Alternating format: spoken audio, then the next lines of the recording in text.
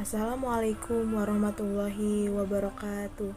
Perkenalkan, nama saya Siti Aulia. Saya dari program Studi Geografi angkatan 2020. Di sini saya akan membuat video untuk memenuhi tugas mata kuliah Karakter Islami dengan tema sholat. Berikut penjelasannya. Sholat menurut pengertian bahasa adalah doa, sedangkan sholat menurut pengertian istilah ialah suatu ibadah yang mengandung perkataan dan perbuatan tertentu yang dimulai dengan takbir dan disudahi dengan salam. Sholat disyariatkan pada malam Isra Mi'raj. Hukumnya adalah fardu ain bagi setiap orang muslim yang mu'alaf. Dalam Quran surah Al-Bayyinah ayat 5 yang berbunyi, wa ma umiru illa liya'budullaha mukhlisina lahuddin hunafa'a wa yuqimus sholata wa yutuz zakata wa zalika dinul qayyimah, yang artinya padahal mereka tidak diperintahkan melainkan supaya mereka menyembah Allah dengan mengikhlaskan diri kepadanya, dengan menjauhi kesehatan, dan supaya mereka mendirikan sholat dan memberikan zakat, karena yang demikian itulah agama yang lurus. Selanjutnya di sini ada hikmah sholat. Hikmah sholat adalah kewajiban umat Islam yang paling utama sesudah mengucap dua kalimat syahadat. Sholat merupakan pembeda antara orang muslim dan non-muslim. Disyariatkan dalam rangka mensyukuri nikmat Allah Subhanahu wa ta'ala yang sangat banyak dan mempunyai manfaat yang bersifat religius atau keagamaan, serta mengandung unsur pendidikan terhadap individu dan masyarakat. Di sini kita akan membahas waktu-waktu sholat. Kapan saja sih waktu sholat itu dilaksanakan? Yang pertama ada sholat subuh. Sholat subuh dilaksanakan mulai terbit fajar shadiq atau fajar kedua sampai terbitnya matahari. Apa sih fajar shadiq itu? Yaitu cahaya putih yang memancarkan di ufuk timur di waktu subuh dalam keadaan melintang dari kiri ke kanan. Lawannya adalah fajar kazib, yaitu cahaya putih yang memanjang dari bawah ke atas langit. Yang kedua waktu sholat zuhur. Waktu sholat zuhur itu dilaksanakan mulai tergelincirnya matahari zawal sampai bayang-bayang setiap benda pada sama panjangnya dengan benda tersebut. Apa sih matahari zawal itu? Yaitu kemiringan dari pertengahan langit ke arah barat. Yang ketiga ada waktu sholat asar. Kapan waktu sholat asar itu dilaksanakan? Yaitu keluarnya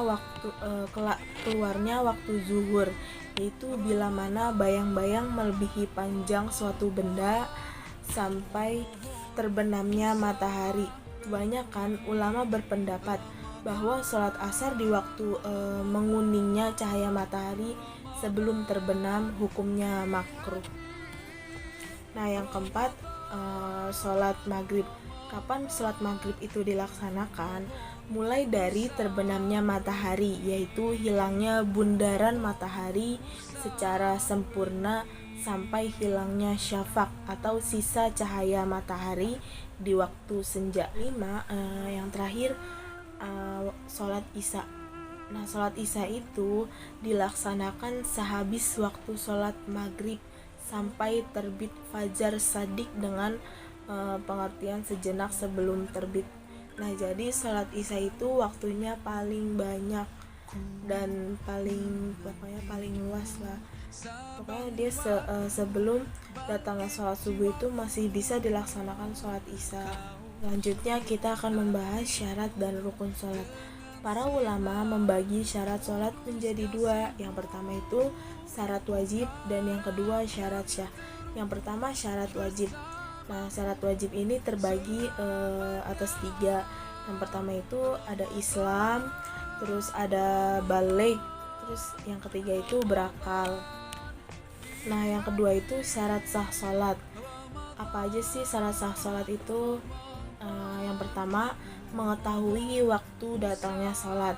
Yang kedua, suci dari hadas kecil dan hadas besar. Yang ketiga, suci badan, pakaian, dan tempat dari najis hakiki. Nah, yang keempat ini menutup aurat. Dan yang kelima, menghadap kiblat. Selanjutnya di sini ada rukun sholat. Rukun yang disepakati ialah yang pertama, takbiratul ihram, yaitu membaca Allahu Akbar. Yang kedua, berdiri pada sholat fardu bagi yang sanggup. Nah, yang tidak sanggup itu nggak apa-apa untuk duduk. Nah, yang ketiga itu membaca ayat Al-Quran bagi yang sanggup. Yang keempat, ruku. Nah, ruku ini adalah membungkukkan punggung dan kepala secara bersamaan sehingga kedua tangan sampai ke lutut. Nah, yang kelima, sujud 2 kali pada setiap rakaat. Nah, sekurang-kurangnya sujud adalah meletakkan sebagian kening ke tempat sholat dalam keadaan terbuka. Sedangkan sujud yang paling sempurna adalah meletakkan kedua tangan, lutut, telapak kaki, dan kening beserta hidung ke tempat sholat. Nah, yang terakhir ada duduk terakhir sekedar membaca tasyahud. Nah, di sini ada sunat-sunat sholat.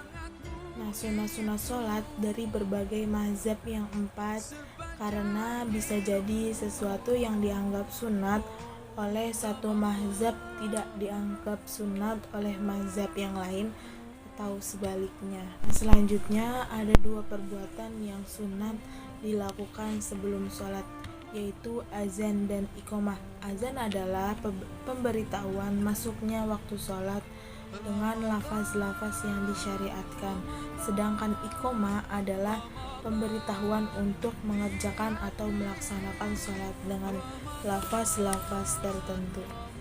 Nah, yang membatalkan sholat, apa aja sih perbuatan yang membatalkan sholat itu?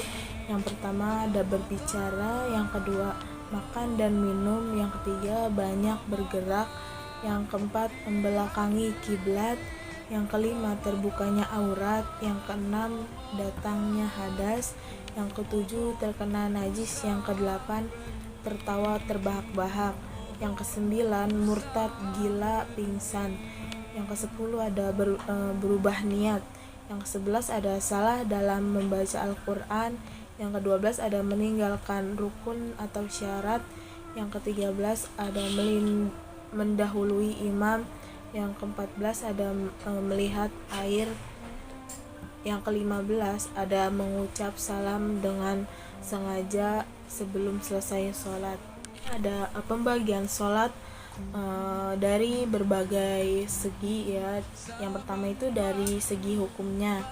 Ada sholat wajib, yaitu sholat 5 waktu, sholat Jumat, dan sholat jenazah. Yang kedua ada sholat sunnah. Nah, sholat sunnah itu yaitu sholat sunnah muakkad dan sholat sunnah ghairu muakkad. Nah, yang kedua ini dari segi cara pelaksanaannya. Yang pertama sholat jamaah, dan yang kedua sholat munfarid atau sholat sendiri. Nah, yang ketiga ini dari segi waktu atau penyebab dilaksanakannya. Yang pertama ada sholat Jumat, yaitu sholat yang diwajibkan dilakukan pada hari Jumat untuk orang yang balik, berakal, serta tidak dalam perjalanan sebagai pengganti sholat zuhur. Yang kedua ada sholat safar, yaitu meringkas sholat. Nah, yang ketiga ada sholat 2 hari raya atau sholat Idul Fitri pada tanggal 1 Syawal. Yang keempat ada sholat khusyuf. Nah, sholat khusyuf adalah sholat yang dilakukan karena adanya gerhana matahari. Nah, yang kelima ada sholat istisqa. Sholat istisqa ini untuk meminta hujan. Nah, yang keenam ada sholat khauf, yaitu sholat yang dilakukan ketika menghadapi musuh dalam peperangan. Yang ketujuh ini sholat jenazah, yaitu sholat yang dilakukan pada orang mukmin yang meninggal dunia. Nah, yang terakhir itu sholat jamaah dan keutamaannya apa aja sih? Nah, sholat jamaah banyak mempunyai manfaat yang mendalam.